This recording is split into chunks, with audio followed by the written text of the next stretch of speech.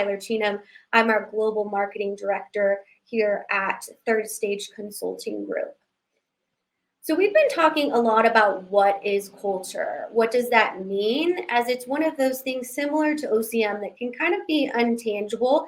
And a lot of times our clients don't often see the investment from an actual analytics standpoint. So that's something that we've kind of been helping to turn their head or shift that perception. So I want to talk about what is culture. And just a reminder, I can't quite see your comments right now, so my team will let me know if you have some questions, but definitely want to make sure that we're opening the door for some interactive conversation, as this is really important, especially now in our current business climate.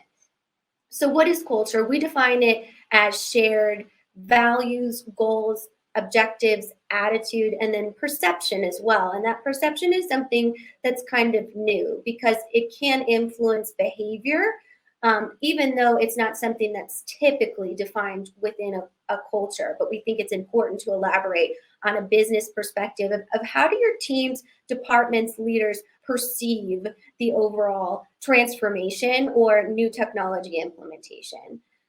We also want to say culture is oftentimes misunderstood. It's really not a good thing or a bad thing. It's often vilified because it's, we have a bad culture, we have a toxic culture, but it's actually not that type of aspect in which you can kind of define. It's really just a part of the company's overall identity, not the main thing that drives it.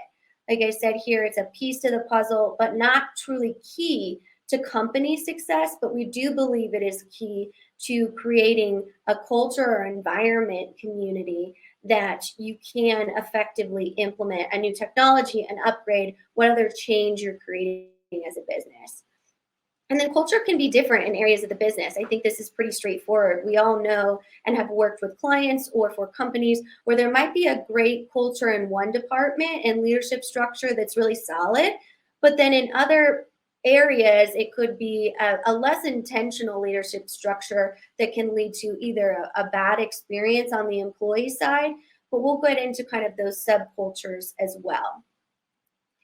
The culture of influence, so what we kind of want to talk about is culture is really the snow on the mountain. I say that as an avid outdoors Colorado person. It's almost like an avalanche warning. So you can climb the mountain, but if the snow or the avalanche is falling upon you, that can totally bring down your climb, your ski, however you want to create that analogy. But it's something that can really take the legs out of any sort of project or implementation that you're working on. And then this one, you can say it with me, even though I cannot hear you. I believe you're saying it, is technology does not change culture. It is not a Band-Aid strategy. So if you are struggling with cultural aspects of your business and you say, oh, I really would like a technology to bring in and standardize these processes and change the behavior of my overall workforce or create a new customer experience flow, that's not the first step to changing that. You really kind of have to clean up your side of the street, so to speak, and change the culture and influence that before you can integrate any technology successfully. So some risks of cultural mistrust in digital transformation. We talked a lot today about user adoption rates. This is something where you might have the best strategy and the most sophisticated implementation plan, but without, kind of following that through and understanding how you're going to get the user adoption rate or make sure that you're influencing the use of this new system. And if you have any sort of mistrust in that organization, misunderstanding, misperception, then it really affects the ability for your users to leverage this new system and technology, and also creates a level of fear when we're talking about different industry buzzwords such as automation. I recently did a video on why you should stop saying automation and create this misunderstanding within your workforce that, hey, you're automating my job. I'm no longer valuable to the organization. So considering that when you have the mistrust within a culture, That's really going to be the foundation to making sure that your employees, that your frontline workforce believes you. When it comes to processes inefficiencies, this is another place where there might be some mistrust. I know Christy and Amanda talked this morning about that tribal knowledge, where that employee really creates and associates their own value with the ability to work around a process, or that beloved spreadsheet or tribal knowledge that they have within the organization. It really equates to their overall value and create, whether it's intentional or unintentional, resistance to the new technology, especially if there is any culture of mistrust within the organization. That resistance will stem from fear. It's just, a very natural human process. If we don't trust something, if someone comes up to you on the side of the road and says, give me $20 or €20, and you don't know that person, it's just a natural reaction to not have that trust relationship. But if someone in a position of trust says, hey, give me $20 because it's going to benefit, our lunch bill, then you're able to kind of engage in that overall relationship and communication with a bit more of a positive experience. Rippling impacts is something we look at a lot, especially now in this current business climate of the great resignation or our labor shortage. We talk about employee attrition and really looking at what is the workforce experiencing right now. For example, I just recently talked about on our Ground Control podcast a study from PwC that said that any company that experienced any sort of furloughs or layoffs or anything like that during the COVID-19 pandemic that we're still experiencing, over 91% of employees no longer trusted that organization and felt as though they weren't strategizing and they were disorganized. So we want to really continue the rippling impacts of that cultural influence. If your culture doesn't think that you're a sustainable business option, they're obviously not going to be as motivated to implement this new technology or whatever process change is within your objective. Adaptability, we talk a lot about flexibility of an organization and the ability to kind of pivot and adapt. You can only pivot and adapt if you have that culture of actually having that flexibility within your strategies and just your overall community. If you have a very rigid culture that's very process oriented, it's not easy to go to a more flexible or a different initiative overnight. So you need to consider that when it comes to your overall culture. And then most importantly, your customer experience. We've done a lot of research that shows that when you do have a culture that's not as efficient within your organization, your customers will ultimately be impacted, whether that's your supply chain isn't optimized or you don't have the ability to package goods fast enough to get it to your customer and it doesn't create a competitive advantage, then that's something that we really need to consider. Looks like I have a question here that we're getting via text. So thank you, Cameron, who's on my team that's helping me out here. So I do want to take this question. The question is, we often find that organizations that are trying to use technology to enable better decision-making or better business processes will find that they need new skills within their IT organization. How can we fill those gaps? That's an excellent question. And we find that a lot with something like an open source system where it does seem like it's a more flexible option when we look at things like Odoo or anything like that. But a lot of times it requires a new IT infrastructure or just additional resources and skill set that you might not have within your organization. So my answer to that would be, one, make sure you consider that in your software evaluation process. Make sure you really understand, hey, if I do choose this software, I need to establish the roles and responsibilities ahead of time in order to understand how I am going to compensate for any lack of skill set or additional resources. And then utilizing your consultants, we help a lot of our partner clients create job descriptions or even network within those roles to make sure that they can fill those gaps. when there is any sort of skill set discrepancy. So great question. Keep them coming. Definitely something that's important to consider throughout this experience. All right, so we always talk about evaluating current state, and something we want to do is kind of flip the perception that change management and culture is not a hard and accountable KPI within the organization. It is. It should be seen as a metric, it should be seen as a strategic goal, and it should be seen as something that you can evaluate, not from, just what you heard from Susie in accounting. It's actually a really structured process to make sure we're understanding the current state of the organization.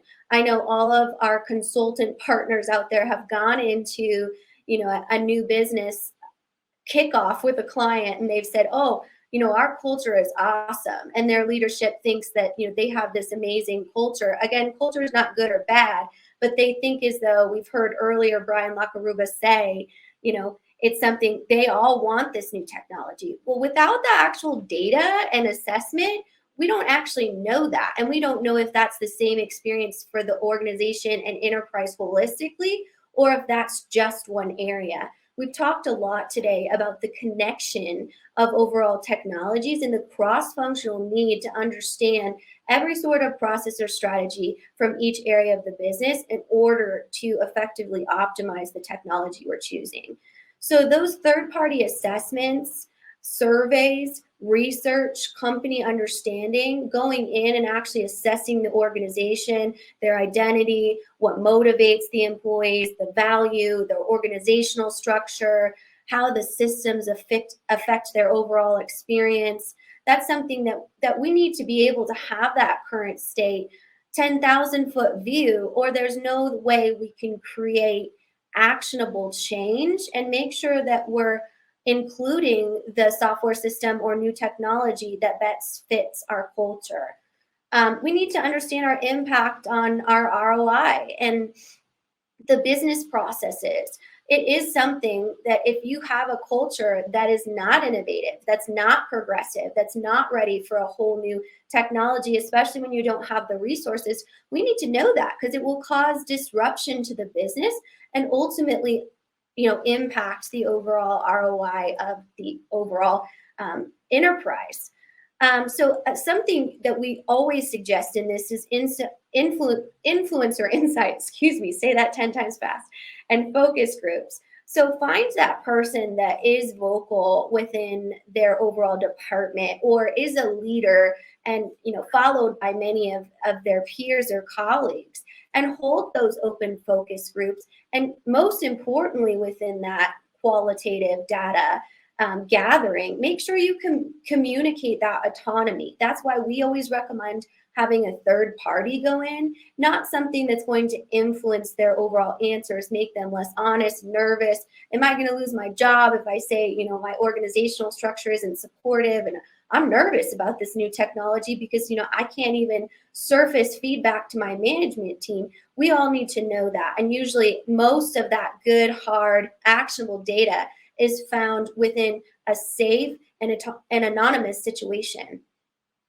We also want to map that feedback route and establish our leadership listening skills. So when we do have someone that might be struggling with that new system, we talk about user adoption. What is their route to make sure that they're asking for additional training, that their leadership team has the skills to listen to them, to say, I'm really struggling with this new system, or I'm nervous about the automation that is coming into payroll because it's my job to sign all the checks and I don't feel like I'll be valuable anymore.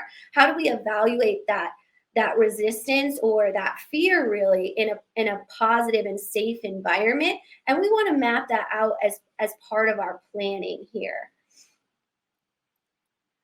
And we want to establish a strong base. So innovation grows from a strong foundation within the business. That's core business strategies, finances, accounting, inventory management, human capital management, sales process. Those are all good baselines to make sure, as we always say, we have those strategies laid out. We have and understand our current state processes, our future state target operating model, and we know what we're going to be today and have alignment on what we want to be tomorrow, as Eric always says, what we want to be when we grow up. So that involves a lot of pre-work and understanding what your culture and how they're going to be impacted by the new technology. And a strong foundation, we talk about our house analogy that we did earlier today, and Eric and I talk a lot about on our podcast. But if you're building a house on a low foundation or a hill or dirt or anything like that, there's a reason why a lot of houses have concrete foundations, right?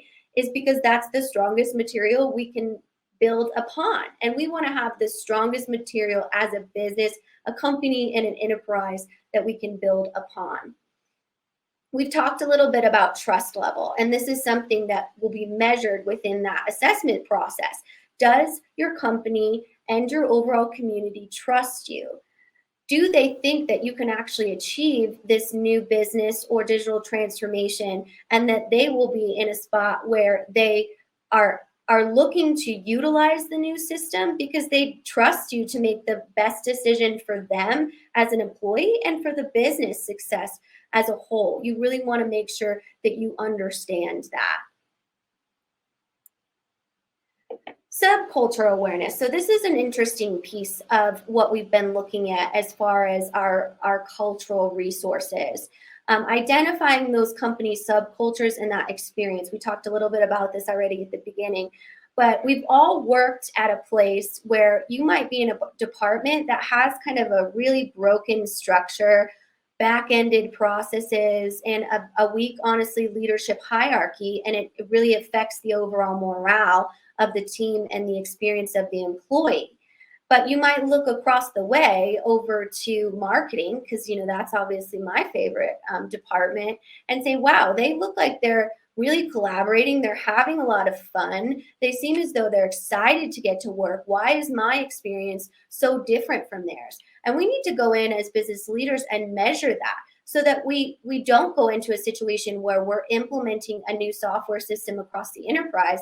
We have one department that has user adoption rates that are, in the 90s, 100%. And then we have another one that their leadership team isn't able to set expectations or show them the business value of this new system. So, and they have, a 50, 60% user adoption rate. We want to get ahead of that. So again, we can forward think, if you will, any sort of disruption to the overall business and create the best strategies for success of this new digital transformation.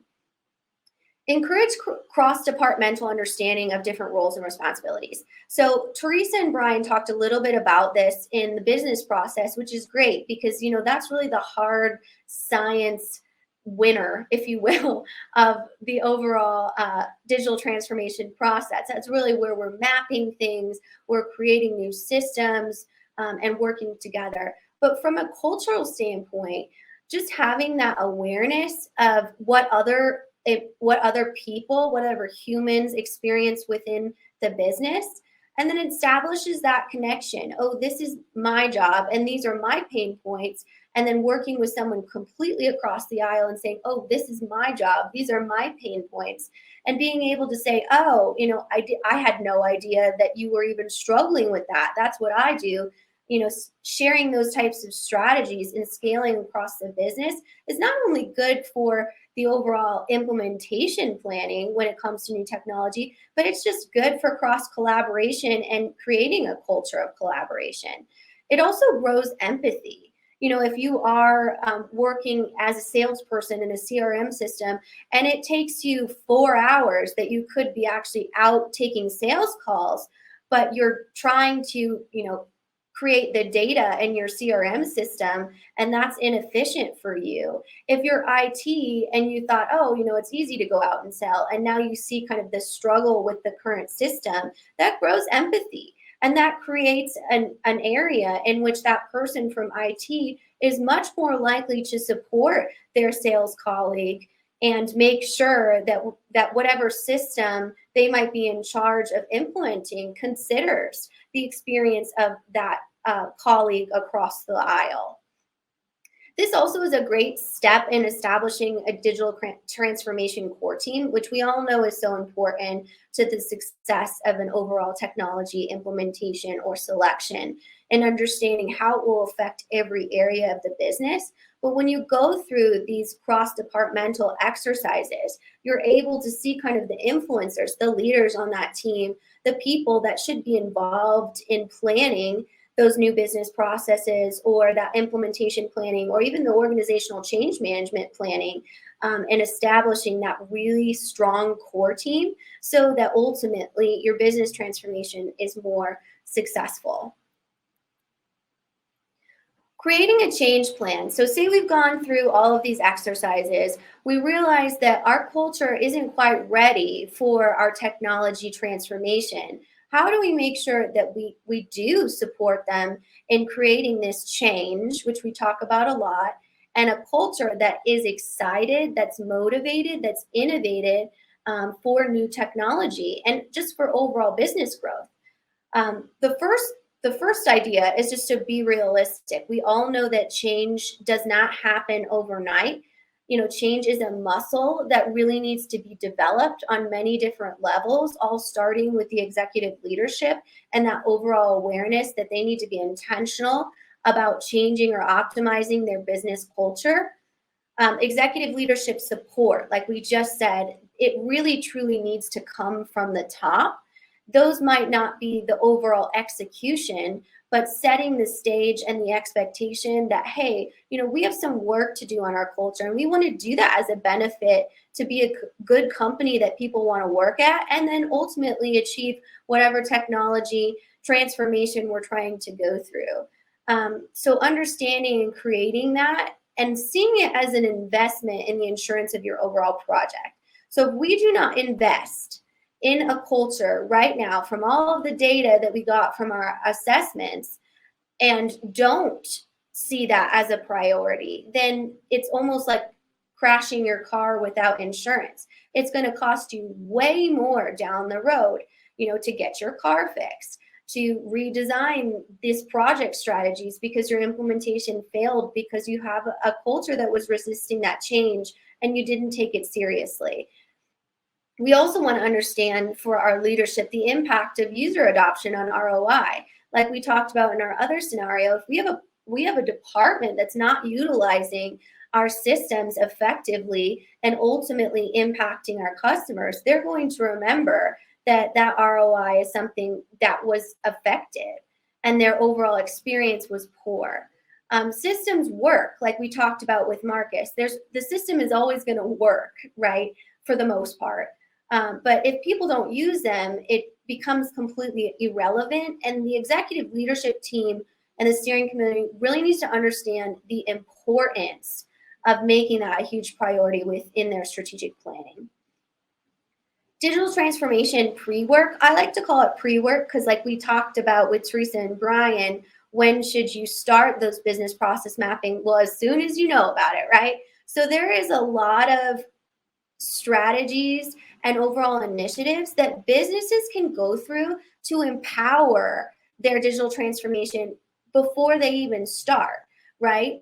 So establishing those roles and responsibilities, back to that question that we got, that great question, establishing, hey, we have a gap here because we're going with D365, and that's a more flexible system than SAP S/4HANA, which is more standardized.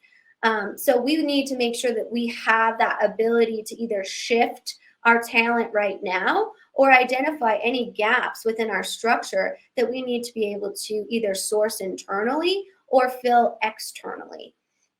That accountability and shared expectations for management. So we've all kind of seen that call center, I call it, type of model where the call lead or the center lead will go in and say, like, this is your talk track, you need to do this, and if you don't, you're fired.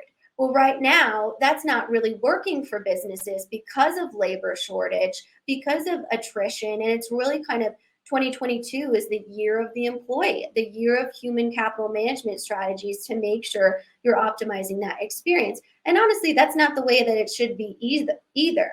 we should create accountability on both ends and make it almost as a shared relationship of, these are our new job behaviors. And this is, as a manager, as a leader, is how I'm going to support you to make sure that we achieve these shared KPIs, not that you do something different. And that's something that can be set up, just overall, that training and those new skill sets, and honestly, the emotional intelligence that's needed for that beforehand. Internal communication, buzzwords. We talked about my example of automation. I wouldn't say that you need to go in as a business leader, and if you're getting a new finance system, run into the finance department and say, oh my goodness, isn't this amazing? This is all going to be automated. Well, that might be amazing, but the way that that is perceived within your overall internal communication is that my job functions are going away. Like, oh my goodness, am I going to need to look for another job? Am I not valuable to the department? So just really being intentional about how you communicate that. Going to that employee, say, hey, we're going to automate payroll. And it means that you don't have to do that manually anymore, but now we get to develop you in A, B, and C areas that will give you more job opportunity and bring more value to the organization. Tactics for cultural transformation. So this is really kind of the meat and potatoes, if you will, of how you get to a culture of transformation. Communicating that vision for a new culture. We talked about how that starts at the top, and that needs to be intentional down to middle leadership, and then ultimately to the front lines. Everyone should be aligned on that. Organizational design. How will these new roles and responsibilities support that new culture? How do you, as employees or our workforce, get to enable this new technology, or get to enable us to progress as a business, which ultimately means more opportunity for you? Performance systems reward to essentially reinforce the desired culture. So making sure that, again, within that intentional communication structure, and we'll talk about kind of benefits realization in a second here, but how do you make sure that you are recognizing those leaders or those employees that are doing the things to create that new culture, or to help support the technology integration? How do you make sure you're creating a system that, Kyla went through all of her training today, and she processed 5 more sales orders than she usually does because of this new technology? Giving them that data within a way that they can understand how this will benefit their overall business and their experience within the company. Stakeholder assessments to ensure that senior leadership and key stakeholders are aligned. Really what this does is continues to drive that cultural alignment within the executive ranks. We talk a lot about, it's not just aligning one time and then 5 years later throughout a technology implementation making sure you're still aligned. No, we're going to go in and do those consistent frequency of project health checks to make sure we are all still aligned, whether there's employee turnover or whether just a lot of time has passed and we need to regroup on the overall objectives of the project to make sure we are supporting the employees that are really championing this new technology implementation. And that validation of that future state business processes, systems configuration that supports that future state. So if we want to go out and be a fully automated manufacturing system, and we're removing all human life from our manufacturing floors, well, then we need to talk about what that means for those people that are moving, and then mostly what that means for that new system and the integrations around it. If you want more information on this, I recently talked about this for Amazon and their new robot manufacturing lines on one of our ground control episodes. And it was really interesting just to consider all of the things that these emerging technologies are making manufacturing strategies consider. How far can the robot reach? Do we need to completely redo, the assembly line? Do we need to create different raw materials that the robot can easily assemble and it doesn't need, human intervention? Those smart manufacturing floors, they still have, they're not 100% automated, right? They still have a human component to them, but we need to think through all of those things so that we can commit to a future state vision.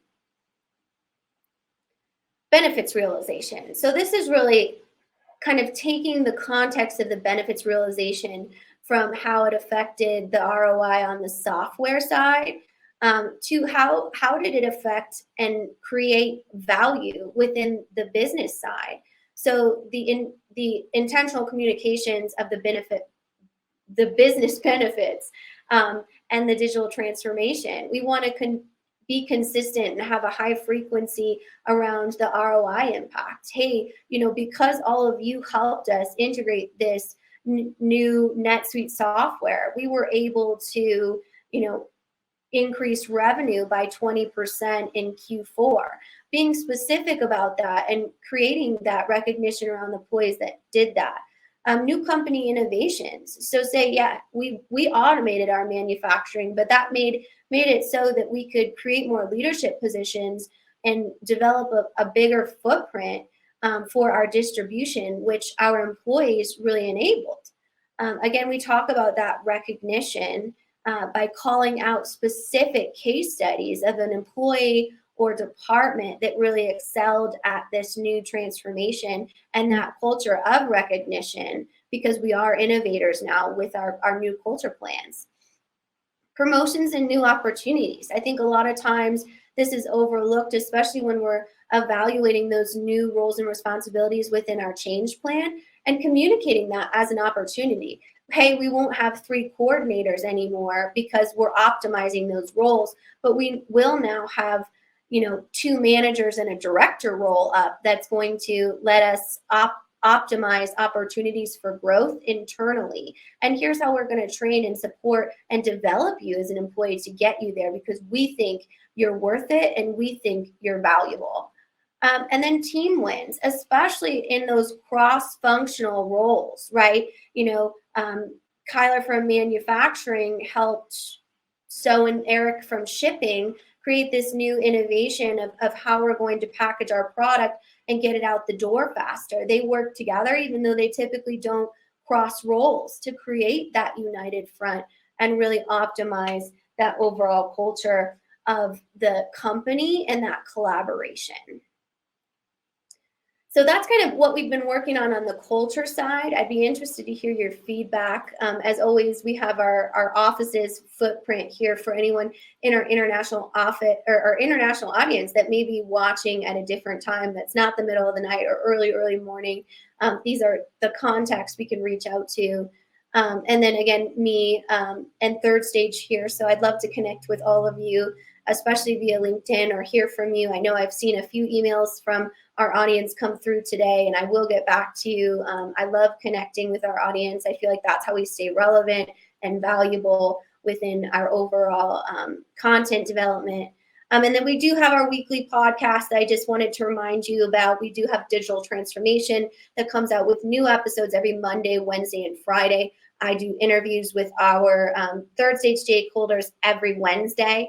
Those are shorter forms, so if you have a quick commute or you have a quick walk to work or anything like that, those are great. And then our Ground Control podcast, which is our longer form weekly podcast that Eric and I host, and those live streams are on Tuesday mornings.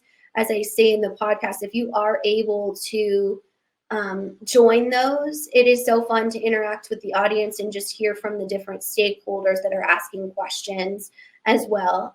So